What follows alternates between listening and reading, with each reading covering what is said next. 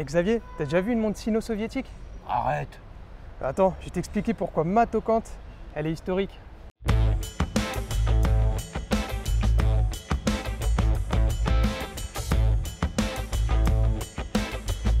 Salut Gaël, ça va? Ça va et toi Xavier? Ouais, grande forme. Bah toujours un plaisir, hein, toujours Vous un avez plaisir. vu la banane qu'il a, le mec? Eh oui, il n'est pas encore passé sur la chaîne, mais on se connaît déjà. Ah, Est-ce qu'on peut dire où on s'est rencontrés, Gaël? bien sûr, l'atelier du temps, Opus, Saint-Ouen. Voilà. Salut à Guillaume et Thomas, Ouais, l'équipe. Salut les copains de l'atelier du temps. Eh oui. Je ne sais pas ce que tu venais récupérer, mais il me semble que c'est la montre dont tu vas nous parler là. Ah, je vais C'est récupérer une bonne petite pièce. C'est la première montre russe et ou chinoise, c'est ça? Alors, on ne sait pas trop, hein, c'est ça le truc sur la montre. Faite pour l'occasion, du coup, c'était une exposition à l'URSS, Ouais. amitié franco-chinoise, 1954. Donc, Attends, avant que tu nous racontes tout, t'es venu avec ou pas? je suis venu avec. Ah, bah, montre-la nous alors. Attends, format octogonal, c'est quoi? C'est un 30 mm? Ah, on est sur le 32, hein, 32. 32? Alors Ah. raconte, donc il y avait une expo universelle, c'est ça? C'est ça, bon, universel, non, c'est plutôt voilà, développement des activités économiques de l'URSS dans les années 50. Ils ont eu voilà, un petit stand avec la Chine. Ouais, Donc c'est une montre qui était destinée au marché chinois, donc Ouais. qui a été présentée lors de cette expo. ouais. Voilà, c'est une belle histoire, j'aime bien, j'aime bien. Ok, donc tu l'as acheté il y a combien de temps? Je l'ai acheté il y a un an et demi, presque 2 ans. Ouais, sur quelle plateforme? C'était sur Etsy. Etsy, c'est plateforme d'objets faits main. Ouais, De plus en plus de montres, hein, on voit de tout maintenant. ouais. Il y a surtout de belles vintage soviétiques. Ok. Qu'est-ce qui t'a plu dans cette montre? Ah, ce qui m'a plu déjà, bon, c'est un style complètement décalé, forme du boîtier. Ouais, C'est vraiment très sympa, et puis surtout la patine, hein, une belle patine. Cadrant, des choses qu'on ne voit pas, un cadran avec un paysage, chose extrêmement rare. ouais. On peut voir un temple derrière, c'est quand même vraiment assez intéressant, avec une envolée d'oiseaux, c'est très poétique, j'aime bien. Ouais, bah, bien Et sûr. puis les index en chinois, c'est Ouais, donc là c'est en. C'est quoi? C'est en mandarin? Mandarin, c'est ça? mandarin. Mandarin, c'est bien ça? sûr, bien sûr. C'est ça? Ok. Et il y a a priori deux symboles, une écriture là entre le centre de la montre et puis 12 heures. Ça C'est signifie ça. quelque chose? T'as Alors, regardé ça? J'ai fouillé, hein, bien sûr. Friendship, amitié. J'ai plus le terme exact en chinois ou en mandarin Ouais, ou, en, ok. ou en russe. Ouais. Mais voilà, amitié. Donc amitié, bien sûr, soviétique, chinoise. D'accord. Tu flânais, tu chinais entre guillemets sur Etsy ou Alors je ou venais t'avais envie d'acheter. de t'acheter une montre russe et ou une montre entre guillemets chinoise? Non, du tout, du tout. Alors moi je suis un gros collectionneur de montres soviétiques, hein, j'en ai quelques-unes. Ouais. Mais là c'était vraiment un coup de cœur. Je suis tombé sur la page, je fais oh là, c'est quoi ça? Je fouillais un petit peu, j'ai vu l'histoire dans le descriptif, j'ai dit ça me plaît. Et sauter le pas. Ouais. Sauter le pas. Tu as payé combien? Ça vaut pas grand chose, c'est ça qui est bien sur les vintage soviétiques, c'est qu'on se fait plaisir avec des belles patines, des belles montres. Ouais. Ça m'a coûté 130, 140 par là. 130, 140. Ok. Quand on regarde le dos, là pour le coup, on a a priori un alphabet cyrillique. Ouais, c'est ça, c'est ça. Ça veut dire quoi? Les inscriptions, j'ai demandé à mes collègues, hein, je travaille avec des collègues russes, ça voudrait dire waterproof, water resistant. Donc Ah ouais. voilà, c'est gage qu'il y a déjà les deux alphabets sur la montre. Ouais. Ça en dit beaucoup. D'un côté, le cadran chinois, le fond de boîtier en russe, c'est quand même très sympa. Ouais. Quand on s'est croisés à l'atelier du temps, tu es allé la faire réviser, tu es allé la faire checker ou c'était le Alors, hasard qu'il est? C'est marrant parce que j'allais en fin de compte chercher cette pièce et la même, parce que je l'ai acheté en 2 fois pour avoir des pièces au cas où j'ai Ouais. un petit pépin. Ouais. Et je remettais la couronne d'origine. C'était une montre qui était repartie à l'atelier, mais il m'avait changé la couronne d'origine de la montre. Ouais. Du coup, j'en avais racheté une autre. Et voilà, pour faire un échange de couronne en fin de compte. Ok. Ok. Donc on a des aiguilles dorées, des index dorés peints. C'est ça. Et j'ai l'impression qu'il y a un traitement luminescent sur les aiguilles d'heure et de minute. Exactement. Alors, Ouais, je sais, c'est quoi dessus? alors, je sais pas encore vraiment si c'est du tritium, parce que bon, je pense que depuis le temps, il aurait dû arrêter de fonctionner. Il y a toujours une petite lueur. Ouais. Je pense que ça a été relié au tritium avec le temps, au tritium. Et il y avait quoi avant alors?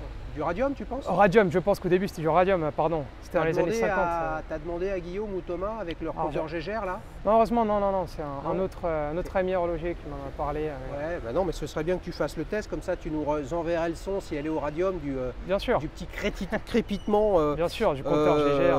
Radioactif. On a un boîtier d'une forme qui est vraiment original parce que quand on le regarde de face comme ça, on se dit il est octogonal avec des longues anses effilées. C'est ça. Et puis quand on le regarde de profil, en fait, même les côtés sont facettés avec un travail quand même sacrément intéressant. C'est très beaucoup d'angles, très arrondi. Non mais ça a une esthétique qui est quand même sacrément très arquée. Ouais, qui est quand même sacrément recherchée. C'est ça. Est-ce que tu sais, parce que des fabricants ou des manufactures, ou en tout cas des montres russes, il y en a pas mal. Il y a Raketa, il y a Poljo, il y en a d'autres, etc. C'est une quoi celle-là? Celle-ci c'est une Vostok. Une Vostok. Vostok, les montres robustes qu'on connaît aujourd'hui, qui sont très appréciées, mais c'est une très ancienne manufacture. Ouais. Très ancienne, tout est relatif, non pas aussi ancienne que les manufactures suisses, mais voilà, ça a le mérite d'exister.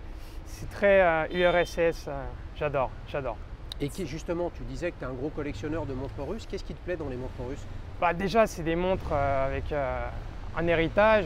Tu te dis, bon, c'est vraiment ça vient d'une époque résolue qui n'existe plus. C'est accessible à tout le monde. C'est-à-dire qu'on en trouve rarement au-dessus des 1000 €. Ouais. Là, c'est vraiment 1000 €, c'est vraiment pour les chronographes qui sont allés dans l'espace, des cosmonautes. Ouais. Mais non, pour le coup, c'est vraiment très accessible. Ouais. Tu peux avoir des patines, ça va jamais dans la grande complication.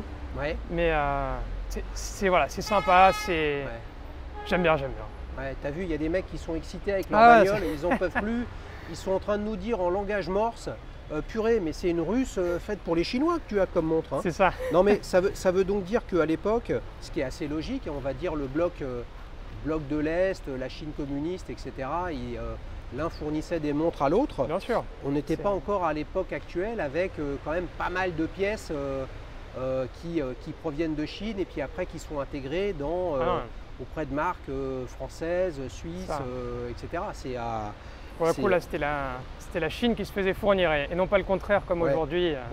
Dans beaucoup de cas. Ouais, donc on va dire que c'est une montre d'apparat en fait, c'est une montre de représentation offerte en cadeau. Exactement. À une époque. C'est ça. On peut en retrouver en Chine. J'ai vu sur des forums des gens qui en avaient retrouvé en Chine. Ouais. Il y en a surtout dans les pays de l'Est, vraiment. Ouais. Tu trouves pays de la Fédération russe, tout ça, tu en trouves. Ouais. Ok. Donc ce qui t'intéresse dans ce vintage là, en fait, c'est l'horlogerie, on va dire, populaire. Voilà. On cherche à faire du simple mais efficace. Exactement. Qui date de l'époque avant la chute du mur, en fait. Oui, c'est ça. À l'époque, en fin de compte, je pense que c'est les Russes qui ont rechopé des machines, qui ont copié ou chopé les machines suisses, qui ont reproduit les ébauches, les états à leur manière. Ouais, je pense que c'est pas. Ils n'ont rien inventé à l'époque, mais ça marchait. Ils avaient leurs usines, fournissaient le petit peuple et puis ça marchait bien. Ouais. Comment tu as su que c'était une Vostok? C'est en l'ouvrant ou en fin de compte, avec les recherches sur Internet. Ouais, t'as trouvé? Sur Internet, ouais. Je l'ai ouverte, j'ai regardé le mouvement, c'est pas marqué, mais voilà, c'est pas magnifiquement décoré, c'est du simple, robuste. Quelques étoiles quand même sur certaines roues. Le mouvement, c'est assez joli, mais ça n'a pas. Ouais. Ça t'a donné envie de fouiller dans les. Parce que ça a forcément existé à un moment, les premières vintage chinoises. Tu vois, Seagull, je crois que Seagull aujourd'hui, c'est connu en positif ou en négatif comme étant des clones, des calibres bien connus. Ah oui, c'est du calibre. Etc. Mais ça a démarré au début des années 60.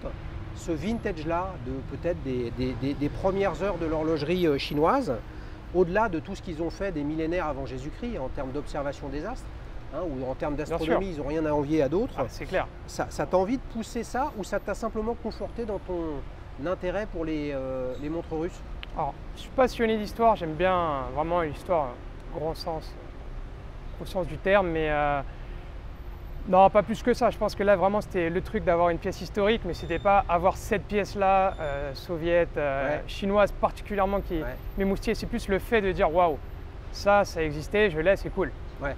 Et surtout, elle t'a plu en termes de design. Ah, magnifique, magnifique. Donc, t'aimes cette forme, parce que pour le coup, c'est un octogone. Ouais, c'est ça, c'est ça. T'as d'autres montres avec des formes, on va dire, moins traditionnelles, rondes, carrées, rectangulaires? Non, j'ai essentiellement de la montre ronde après. Je vais rien avoir. C'est la seule en termes de forme de boîtier qui sort des sentiers battus. J'en ai d'autres. Non, j'en ai avec des aiguilles sympas. J'ai une Raketa et une Copernic. Avec des aiguilles, voilà, un peu comme on peut voir aujourd'hui chez Beaubleu. Mais vintage. Mais là, pour le coup, c'est pas le boîtier est rond, donc. C'est clair. En tout cas, avec ça, on a un bout d'histoire de la relation russo-chinoise, on va dire. C'est une montre communiste, on peut le dire. Bien sûr.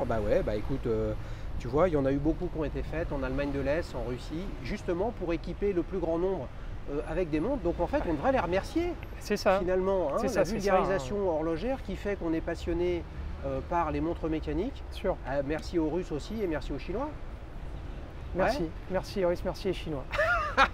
C'est ça la conclusion. Les amis, Gaël, merci beaucoup. Je t'en prie. Si vous voulez participer comme Gaël, vous me contactez sur www.dailyshoes.fr. Et puis on se retrouve, là on est dans un parc avec Gaël et sa Vostok russo-chinoise en 32 mm. C'est ça, 32. Allez, c'est cool, à bientôt les amis. Salut Gaël. Ciao. Ciao, ciao.